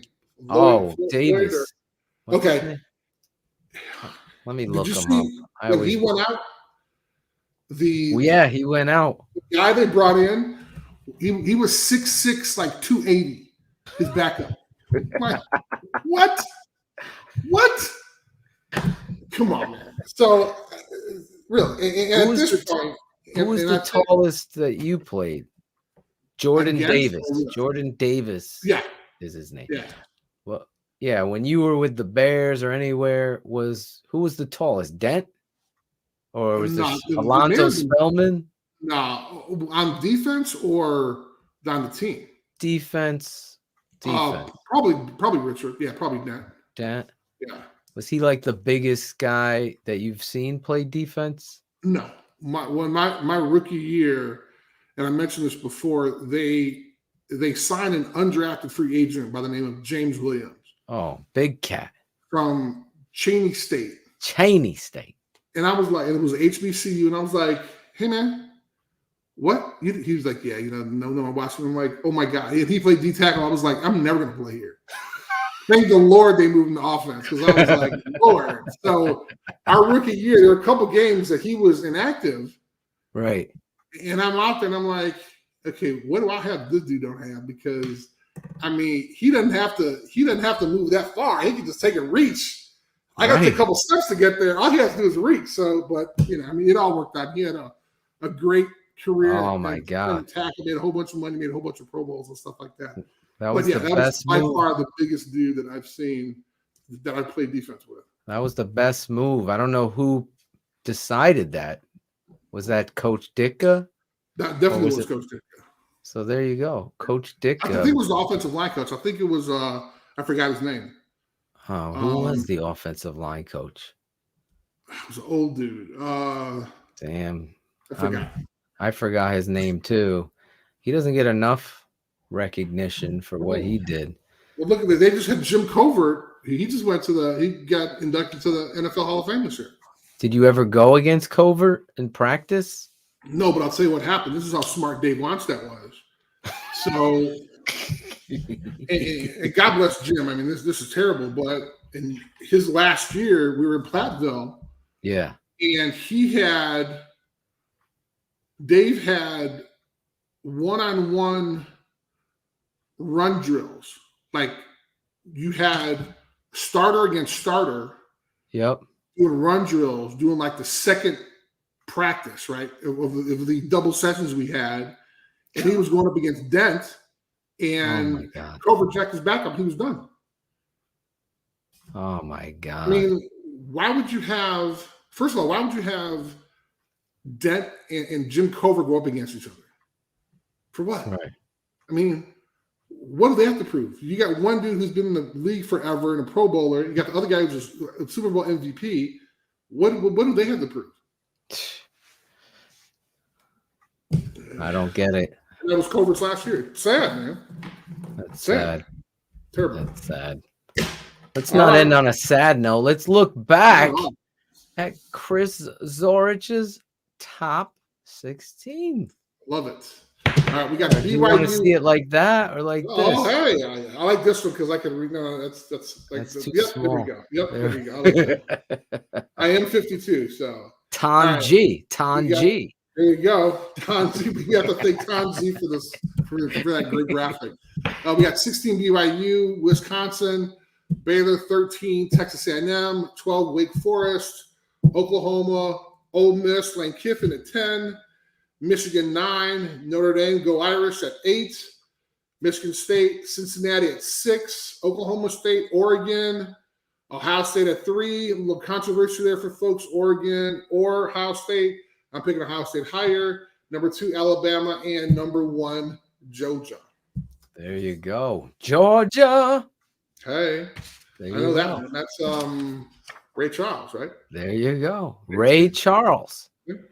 Ray Charles. That's this week's Super 16 Pulse Show. You heard Chris talking about takes time to put this together, to check the boxes, check the stats, and then check the tape. That's what he does. He wants to see the game. Because what? The tape never lies. It never lies, Chris. And when you look at no Iowa on the top 16. Last week they were number 15. They were number 15, but they got now they're knocked out. Yes, they are. They've been showing me some improvement. Wisconsin has been showing a little bit more improvement than Iowa has. So listen, Wisconsin's playing some great football. They're rolling, man. They're rolling. Rolling. Jump around.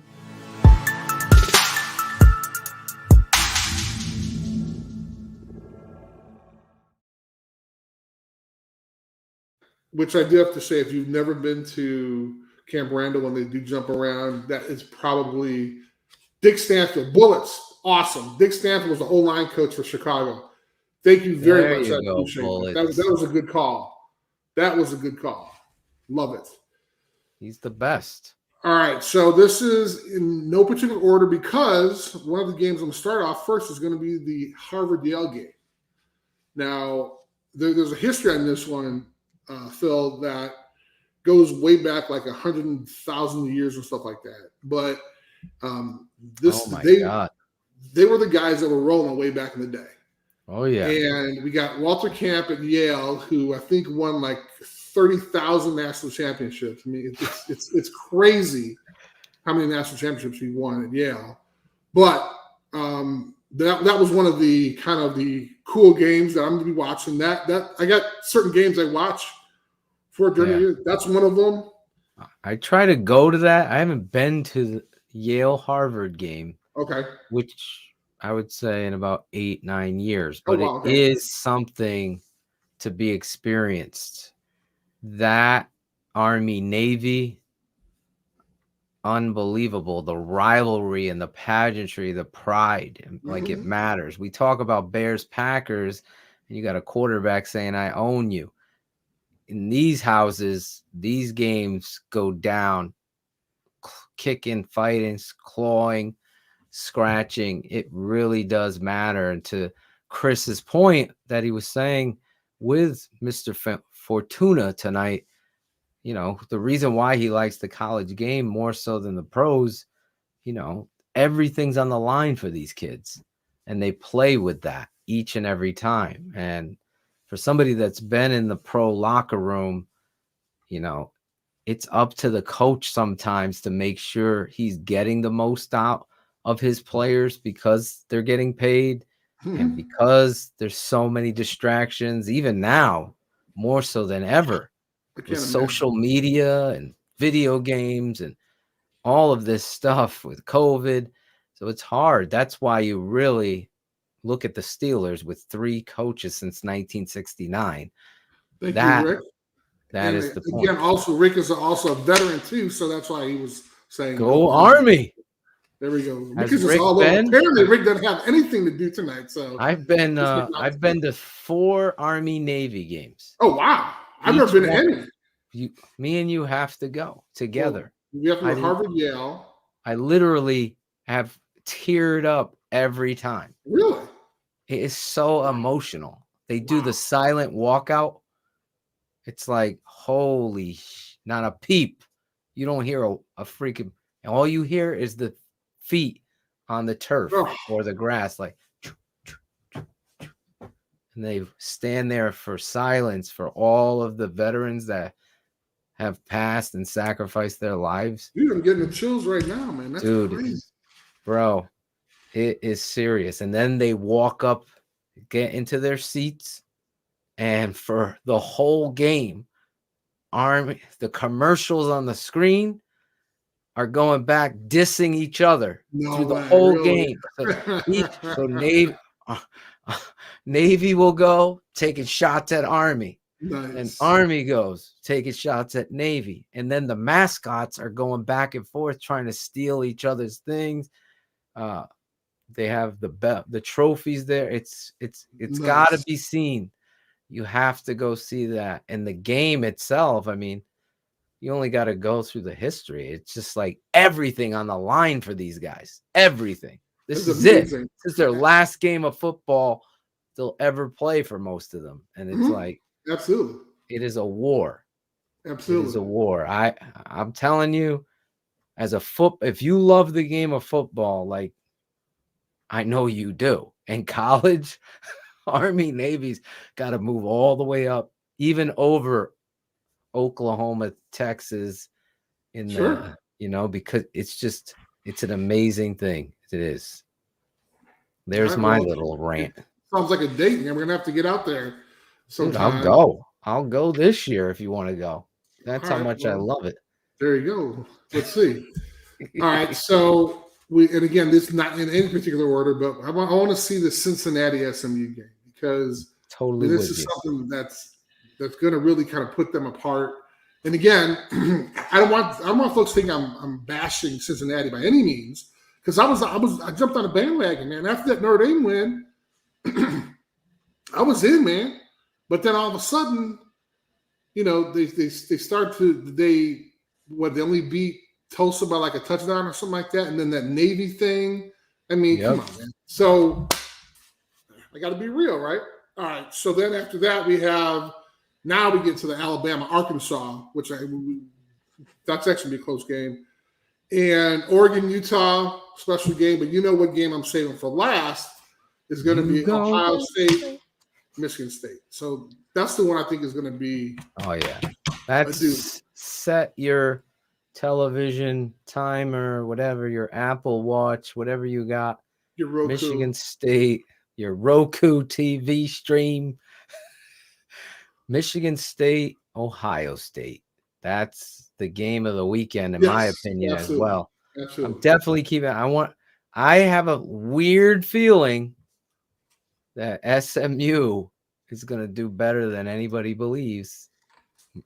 Interesting. That against Cincinnati this weekend. But well, we can kind of roll into this. Go ahead. Your final thoughts, right? Final thoughts, yes. Actually, you have a photo of something we're going to talk about at the end of my final thoughts, but this is kind of a great kind of segue into what I think is, and it's not fair to Cincinnati, and I don't think it's fair to us viewers, but I think there's this inherent bias for the success of Cincinnati. And I only say that because a perfect example is last week or 2 weeks ago, College Game Day was at the Cincinnati-Tulsa game. Okay, Cincinnati's ranked or wherever top 3, top 5 in the country, whatever. And Tulsa, I think at the time they had 2 wins. I mean, when was the last time you were at a game like that, right? So, and then even when they were talking about it, everybody's talking about, hey, Cincinnati's going to do this, blah, blah, blah. And then we go on to the college football playoff committee, and they talked about how Cincinnati is undefeated, right? At that point, the first week, they were talking about that their opponents were weaker than the other conferences. Okay, I'm fine with that, which is why they felt that they had to have them at 6. But the game after that, they literally almost lost the game twice. One, the quarterback slid instead of busting his balls trying to get into the end zone. That's one. The second one was the fumble from the running back. Not blaming the running back. He tried to do what he could. It was a fumble, but they literally were 2 plays from losing that game, and they wound up moving up. I just don't understand. And I guess as a whole, and I'm keeping it 100, right? Because I jumped on the bandwagon. I mean, I was on, hey, you beat a good team, I'm in.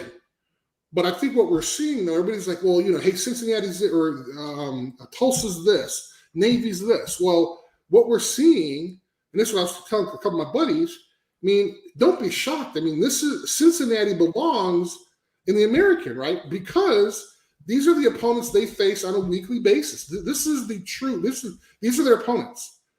These are the guys they recruit against. They do conference events with. This is who Cincinnati is. So don't be shocked that this is a close game. Well, this is a close game because that's who they are. They're recruiting the same type of people, and so. When you see a close game or shot, I'm not shocked anymore because this is who Cincinnati is. Yet we're supposed to think, okay, well, Cincinnati's ranked in the top 3, top 5.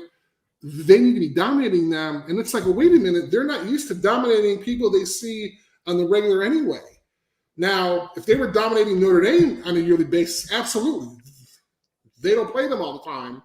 But what we're seeing, this is who Cincinnati is. Cincinnati is an American team, an American Conference team, just like Tulsa is, just like SMU is, just like Houston, just like them. All these other schools that they're playing, this is who they are. I totally agree there. This is interesting. How they perform this week, obviously, will it affect the poll? And also Notre Dame right there. Obviously, Michigan State. Could they get back in? They've upset Ohio State, Michigan, so on and so forth. It's going to be interesting. Does Cincinnati hold on? It seems like, and I'm not putting any bias in it, just like we talked about with Oklahoma. They were on the cusp of these weird, they don't look like they're improving. They look like they continue to go up and down. And that's where I think you're 100% right about Cincinnati here. But Phil, even with Oklahoma's the perfect example, right? Mm-hmm. They were undefeated, yet Cincinnati was ranked higher than Oklahoma was. Right. And you can't tell me that regardless of how close they were, they had some close games just like Cincinnati did. You can't tell me that the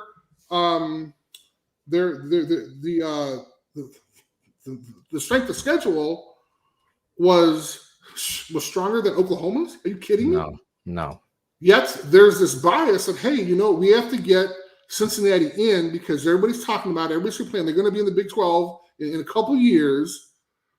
We want Cincinnati in there to kind of show that, hey, everybody counts. Everybody has a voice, which I can't get behind because at the end of the day, I think everybody in that room who's making those decisions for the College Football Playoff Committee, everybody in my room, which is me, put together my Super 16 poll. I'm looking at the opponents. I'm looking at who they're playing.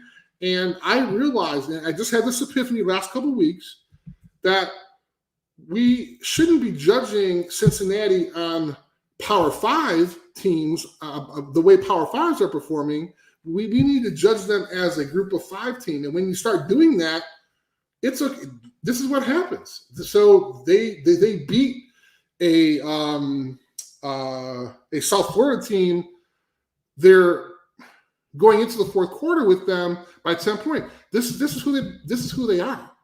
So the scary thing, hopefully this won't happen, but at the end of the year, if they go undefeated, at the end of the year, then the college football committee, they're going to have to make a decision and say, hey, guys, let's look at the strength of schedules.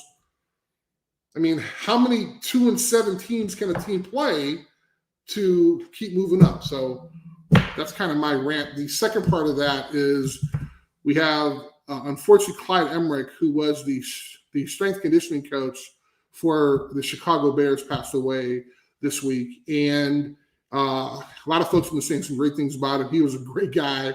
As you can see, he was young for his age, and he was phenomenal. I know when I love to work out, and he was always in there. There were times when me and Stephen Michael would go in after practice and just work on our arms, just do curls, and he'd be in there with us. So, I mean, Clyde's family, wonderful folks. Clyde's a great individual.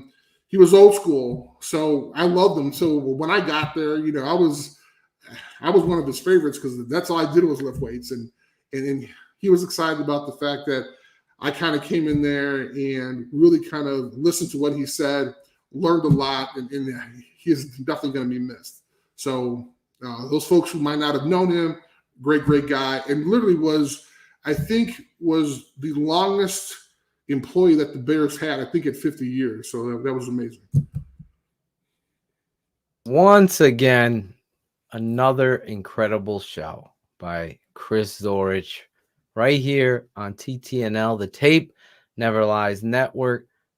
Every week, every Monday, 8 East, that's 7 Central, Chris Zorich jumps on the show, breaks down his Super 16 poll show, giving you the best 16 teams in the land, according to him. I want to thank the Football Writers Association of America, the National Football Foundation, College Football Hall of Fame, who Chris Zorich is a Hall of Famer.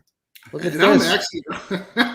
Tonight, in the Atoshan house, I was going through. Oh my God, this is hilarious. And I found Ditka's 1994 Ditka's playing cards. Oh my God. There he is, number 10. You're the and 10 of hearts. The Iron Mike Award. That's awesome. You think he had some love for you or what? Put you as the. Hey, he drafted me, didn't he? Playing when the 10 of hearts. No, that guy's too short. Wasn't the Queen of Hearts? I remember that song. Playing with the Queen of Hearts. Yeah, I got that one. There you go. A joker ain't the only fool. Wow. And that was the year after. Yes. I was on the All Madden team. All Madden. Chris Zorich. And for you millennials. My last plug for myself here. Yes. And that year we played the Lions on Thanksgiving, and our defense held Barry Sanders till I want to say like maybe it was under 50 yards, maybe like 52 yards or something like that. Oh, yeah. And Madden and Summerall, they gave us the whole D-line. We all got turkey legs. You did. And I have a picture somewhere. I got to send you. We got to find that pic of you eating a turkey leg. Yes. Looking like you're awesome. King Arthur. You're in King Arthur's court with that turkey leg walk. Awesome. Speaking of which, Chris Zorich is going to jump on BHL with us. Some breaking news on Thanksgiving Day, after Bears. There you Lions. go. We're going to get Chris Zorich's take after my rant. He can grade my rant that day. Who knows what will happen? Obviously, Chicago Bears play the Baltimore Ravens this weekend. Will be live on BHL right after that game. Shane, myself, and some of you, if you want to be on that show, make sure you reach out to Chris Jackal, Shane, or Cherie. Get you on the show. Also, to Wednesday night, it's Keeping It 100.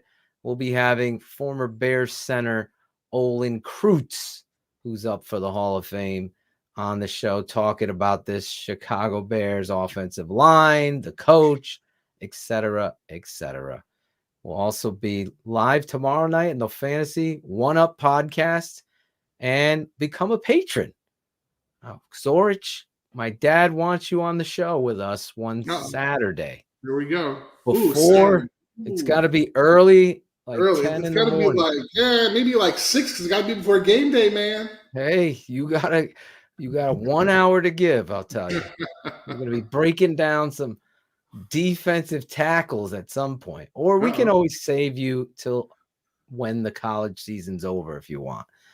So we have your full attention. Yes, I don't want you. Exactly. Got to keep it 100 right there. Yes. Keep it 100. I'm going to be looking at another TV, looking like there we are. Look at all those TVs. That looks like my basement. There's Zorich's garage right there. No, it's not. I wish, because you can see those TVs are like this thin. Mine are like at least like 1.5 feet. What are the whys? What are the whys, Chris? That's it. Anyway, I hope you loved the show. Tune in next Monday night. We'll be back again. Big weekend of college football, and we'll be breaking it all down next week here on the Super 16 Poll Show with Chris Zorich. For Chris Zorich, I'm your guy, Draft Dr. Phil. Please follow Chris Zorich, the Chris Zorich podcast. Go over there. If you're TTNL 100, go follow Chris Zorich's YouTube channel. Follow him on Twitter and his Facebook page. Show him some love. He is a part of the TTNL family, mind you. Show your guests some love. Chris, I love you. Yeah, and one more thing. I'm glad that you're feeling better. I know you weren't feeling well. So. Oh, yeah. I'm about 90%. Okay, 90. All right, man. I just want to make sure, man, because, in the beginning, I was a little worried about you. I appreciate it, man. I appreciate the love. I'm going to the GI doctor tomorrow. Hopefully I get some answers. Yeah, that's way too much information, but okay. All right. We'll see you next week. I had to keep it 100. Yeah, you keep it 100. You keep a little bit to yourself. I didn't say what was going on. I'm just going to the doctor. There you go. That's it. The draft doctor is going to the real doctor. There you I go. just play You a are doctor, a real doctor on TV. Only on I thought TV. you were a real doctor. No, only on TV. Well, I was gonna say, man, because I was gonna get some advice from you, just like Aaron Rodgers did with Joe Rogan. Well, Joe Rogan was Phil was telling me. Can you imagine? All right, bro. We love you. We'll see you next week. You got it. The Super 16 Poll Show. Thanks for watching the Super 16 Poll Show with Chris Zorich. Like, subscribe, and comment. This has been a special presentation of the Tape Never Lies Network.